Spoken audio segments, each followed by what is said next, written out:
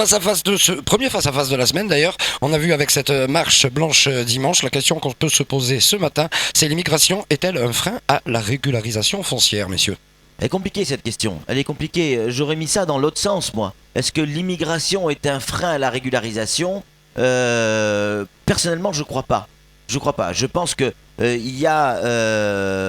si on avait mis en place une régularisation bien avant, c'est-à-dire que si effectivement on avait avant même qu'on ait cette immigration un petit peu sauvage qui est arrivée, avant qu'elle prenne l'ampleur qu'elle a aujourd'hui, si tous les terrains avaient bien été régularisés, bien bornés, on savait à qui appartient tel et tel terrain, qu'il n'y a pas de discussion, je pense que la problématique serait différente aujourd'hui. Qu'est-ce qui laisse la place à l'immigration aujourd'hui par rapport à ces occupations? Oui. C'est qu'il y a pas mal de terrains où il y a plusieurs personnes qui disent être propriétaires. Donc, du coup, les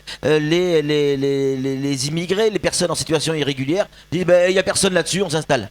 Et ils jouent sur le flou et le vide juridique, en fait. Donc, pour répondre à votre question, je dirais non. Ouais. Samuel?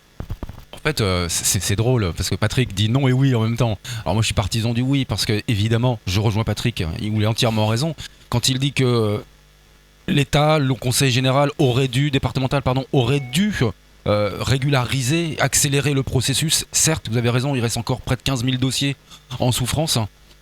Maintenant, même avec une régularisation foncière de la part de l'État ou de la part du Conseil départemental, vous rencontrez le problème systématiquement, c'est-à-dire que vos terres sont occupées.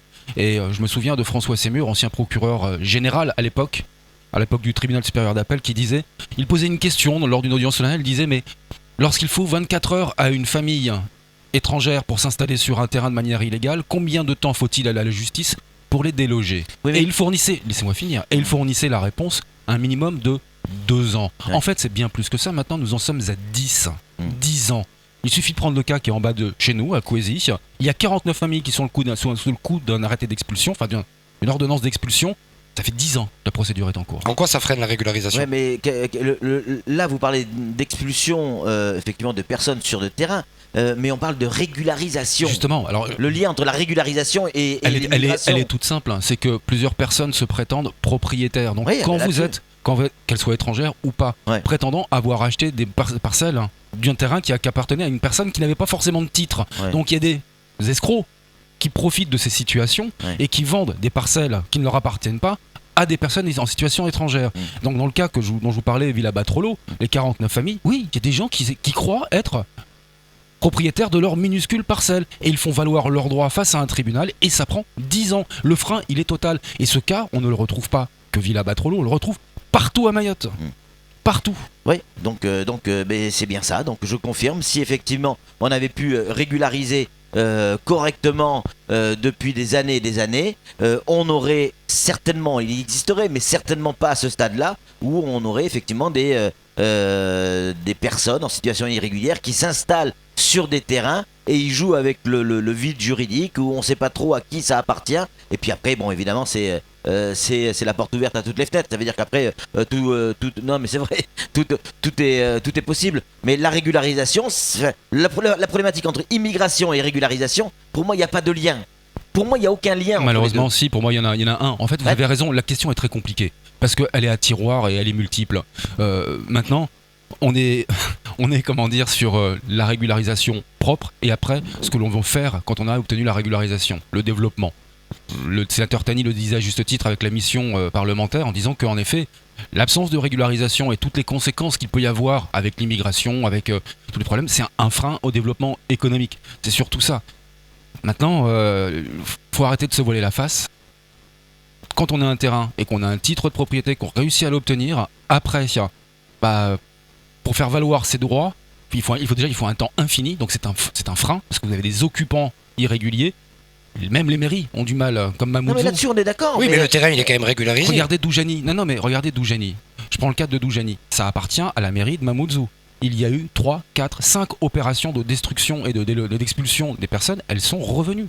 elles sont revenues. Et c'est une opération immobilière qui doit être mise en place. Et à chaque fois, les emplacements sont revendiqués par des personnes. Non mais d'accord Samuel. Et c'est mais- autant de procédures judiciaires qui font que on n'avance pas. Bon, le gros problème avec ce face-à-face, c'est que vous répondez jamais à la question. La question, réponds elle très est claire. clairement. On parle de régularisation. J'ai répondu Donc, très clairement. Quel est le Je problème dis de oui, régularisation avec Doujani là Quel est le rapport? Mais, excusez-moi Patrick, mais on va arrêter de faire des face-à-face. Ouais. Je vais prendre un billboard et je vais vous faire des dessins. Ouais, Parce que si essayez, vous comprenez parce pas ce que je dis... Mais non, personne ne comprend. Voilà, on vient de recevoir 542 000 SMS et personne ne comprend. Quel est le rapport entre la régularisation et Doujani et la mairie de Bah, Mamoudzou? tout simplement, Les terrains je sont bien reprends. régularisés à la mairie de Mamoudzou. Donc Oui, le c'est- problème avec l'immigration, c'est deux choses Ça totalement fait différentes. là, c'est le développement, vous avez raison. Ah, Et je vais merci. reprendre le cas de Batrolo.